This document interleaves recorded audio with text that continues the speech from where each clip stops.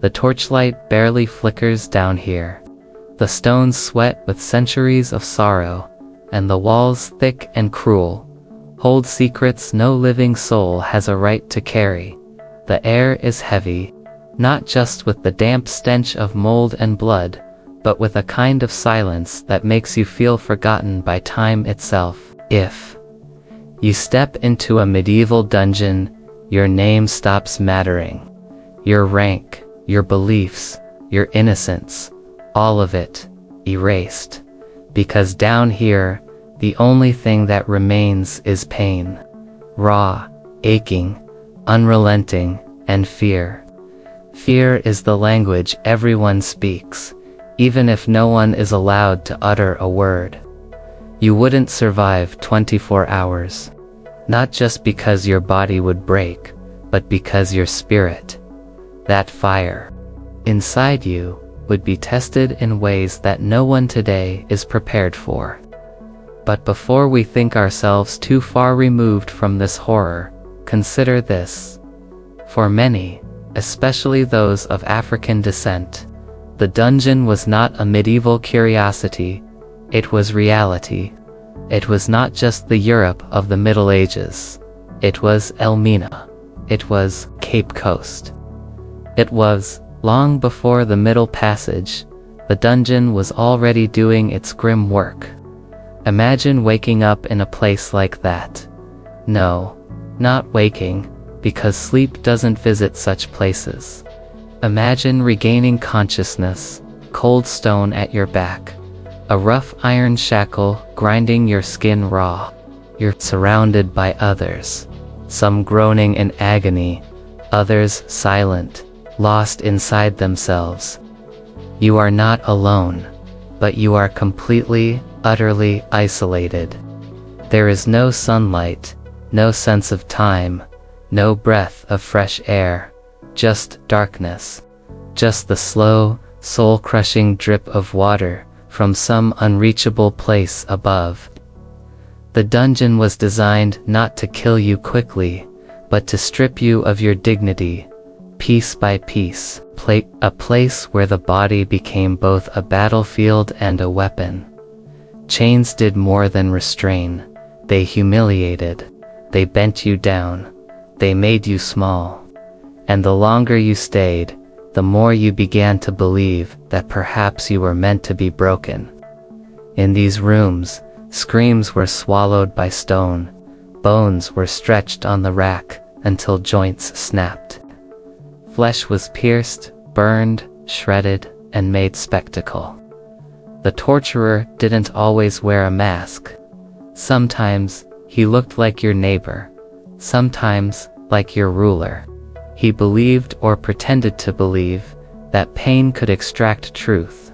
But more often pain was the point, submission was the goal, and too often your skin, your blackness, marked you for the worst of it. Some were thrown into these dungeons because they resisted taxes, resisted rulers, resisted oppression. Some were thrown in for simply existing, for daring to claim humanity in a world that had already decided their worth. For the enslaved Africans who passed through the dungeons of West Africa's coastal forts, no accusation was needed. Their presence was their crime, their breath, their resistance. And in Europe, if you were foreign, if you were other, you were suspect. A dark-skinned traveler, merchant, soldier, caught at the wrong time, in the wrong place, could find himself in chains simply for not belonging. Your difference became your damnation. Down here, days didn't pass, they melted. Time became a thick, choking fog. You couldn't keep track of hours, because there was no sun to guide you. No voices to mark the rhythms of day and night. Just darkness and dampness and dread. The food, if it came, was rancid. The water was foul, and the rats, they didn't scurry. They walked boldly, as if they too knew the hierarchy of pain down here. Sometimes, the rats fed better than the prisoners. But perhaps the cruelest torment of all was not physical. It was the erosion of self. The dungeon didn't just bruise the body, it erased identity. You stopped being a man, a woman, a child. You became a number, a moan, a smell. Your name was forgotten. Your story, unwritten. Until now, because some survived. Some clawed their way through the horror with nothing but faith and fury. Some whispered songs into the silence, so the walls would remember them. Some held the hand of the person next to them, refusing to let them slip into madness. Some bore scars, not just as marks of pain, but as tattoos of defiance. Proof that they had endured. And we, who live in a world with electric lights and locked doors, with rights enshrined, however, imperfectly, in law, must not forget those who came before. Those whose 24 hours in a dungeon stretched into weeks, months, years. Those whose final breath was exhaled in the darkness. But let us not confuse survival with silence. Even in the darkest corners, stories survived, in whispered prayers, in songs hummed through cracked lips, in the way one prisoner gave their last piece of bread to another. These small, defiant acts carried power. Dignity was not entirely extinguished. It flickered, fragile, yes, but fierce. Imagine the mother held in a cell beneath Cape Coast Castle, her child torn from her arms. She is shackled to the stone, and she hears the footsteps above, the march of soldiers, the shriek of a ship's horn. She knows what it means. She knows the ship waits not for her, but for the child, and still, she sings. She sings not for hope of rescue, but so that the child, wherever he goes, might carry her voice, her love, her truth, into the new world. Or picture the man chained beside 12 others in Elmina. He doesn't know their names, doesn't speak their tongues. But when one of them begins to sob in the middle of the night, he reaches over, touches his shoulder, and hums the rhythm of home. No words, just rhythm. And for a moment, they are not prisoners. They are not cargo. They are men, alive. This is why you wouldn't survive 24 hours. Not because you are weak, but because you haven't had to be that strong. Because the strength it took to endure was forged in furnaces of cruelty we can barely imagine. It's not that our bones would break faster, or that our skin would blister sooner. It's that our minds, unprepared for such isolation, such injustice, would crumble beneath the weight of forgotten screams. But, still, they stood. Still, they endured. Still, they remembered who they were, even when the world did everything to make them forget. You see, the dungeon was never just about punishment. It was about power. It was a tool of empires, of kingdoms, of commerce. It was part of the machine that turned people into property, protest into treason, blackness into burden. But within that machinery, there were gears that refused to turn, people who refused to break. That resistance, often quiet, often unseen, is our inheritance. That's why we tell these stories, not to wallow in pain, but to honor the unbreakable. To say, even now, we remember. Even now, we sing their songs. Even now, we carry their names. It is easy to imagine a dungeon as simply a place. A room beneath the earth, iron bars, chains on the wall. But to truly understand why you wouldn't survive 24 hours there, you must understand that the dungeon was not merely a location. It was a system, a method, a design made to dehumanize, engineered to erase. The stone you sat on was deliberately cold, the air deliberately stale. Even the architecture betrayed intention. Narrow passageways forced you to shuffle like livestock, your head lowered, your body bent. You were not meant to stand tall. You were not meant to breathe freely. You were meant to feel small, to disappear. And yet, somehow, in this designed disappearance, echoes of humanity refused to be silenced. The African man chained to a wall in Elmina was not a number. He was a father, a drummer, a storyteller. The woman locked in the darkness of a French prison tower was not a criminal. She was an herbalist, a healer, a freedom dreamer. And every breath they took, no matter how painful, defied the system that said they should no longer exist. Pret. Survival in such a place came at a cost. You would think the worst pain was the beatings, the lash tearing through your back, the branding iron sizzling against your skin. And yes, those torments were real. They were searing, unforgettable. But the deeper wound was the waiting, waiting to be tortured, waiting to be judged, waiting to be forgotten. That kind of waiting, where time is no longer a line but a suffocating loop, is what truly broke people. One man, shackled for weeks beneath a Portuguese fort, tried to count the days by carving into the stone. Each line a small act of defiance, a ledger of life. But the guards noticed. They beat him and scraped the wall clean. He began again. This time, not on the wall, but inside his own skin, using his fingernails to mark his thigh beneath his tattered garment. He knew he might never leave, but he would not let time erase him completely. You wouldn't survive because you've never had to fight like that. Not with fists, but with memory, with identity. You've never had to guard your name like treasure.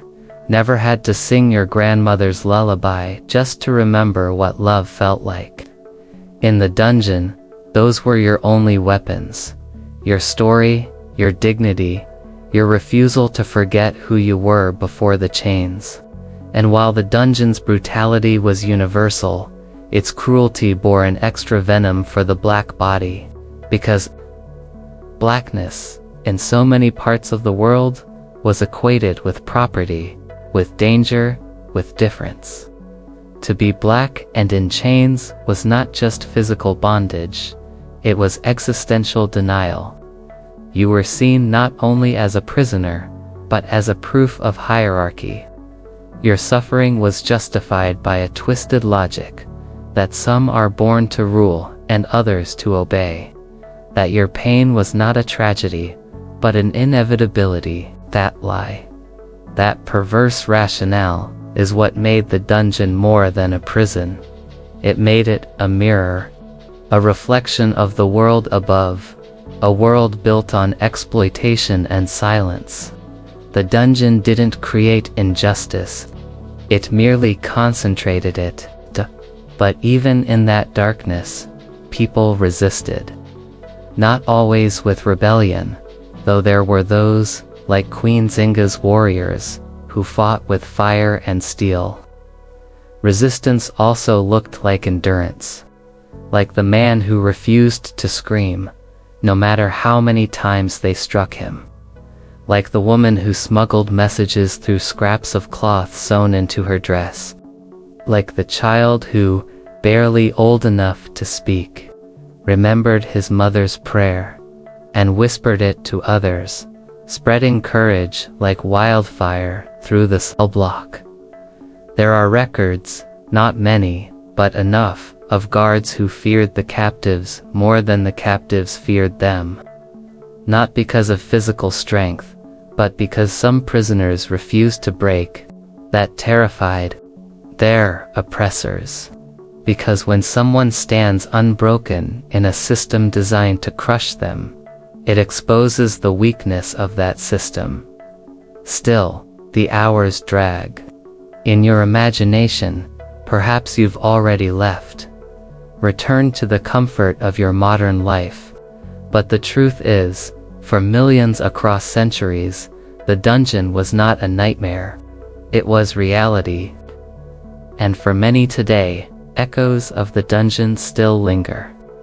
In solitary cells, in overcrowded prisons, in policies that criminalize color, in silence that surrounds suffering. When you realize that the dungeon is not ancient history, but an ongoing metaphor, the walls begin to feel closer, the shackles more familiar, and the question shifts. Not just would you survive 24 hours in a medieval dungeon, but are you surviving the dungeons of today? Because in too many places, the same logic persists. The same stripping of humanity, the same justification of cruelty, and the same need, urgent, unyielding, for people to resist, to stand, to sing, to remember. In Ghana, tourists now walk through the old slave forts. They pass through the same iron doors. They stand in the same cells. Many weep, some leave flowers. A few can't bear to stay long. The air, they say, is too heavy. But for descendants of the enslaved, it's more than heavy. It's sacred. Every breath is communion with the past. Every stone, a silent witness. One visitor wrote their name on the wall, a quiet rebellion against centuries of erasure, not to deface, but to declare, I am here, I remember. You did not die in vain. Carrot. This is why we tell these stories. Not to dwell in suffering, but to affirm life. Not to traumatize, but to dignify. We walk through the dungeon not to imagine ourselves in pain, but to understand what it meant to survive it, what it cost, what it gifted us, the courage, the resilience, the unshakable will to live. You wouldn't survive 24 hours, but someone did. Many did. And they didn't just survive, they rose. They rebuilt. They passed their stories forward, so that one day, someone like you, far removed in time, but close in soul, could speak their names, could carry their memory, could walk in their honor. So when you next hear the word dungeon, don't think only of chains. Think of endurance. Think of whispered songs. Think of the people who, though battered and starved and forgotten by the world, still managed to hold on to their humanity, and in doing so, handed it down to you. This is Historical Memories. And today, we didn't just walk into a dungeon. We walked into history's silence, and listened. And in that listening, we found not just pain, but power. We found them.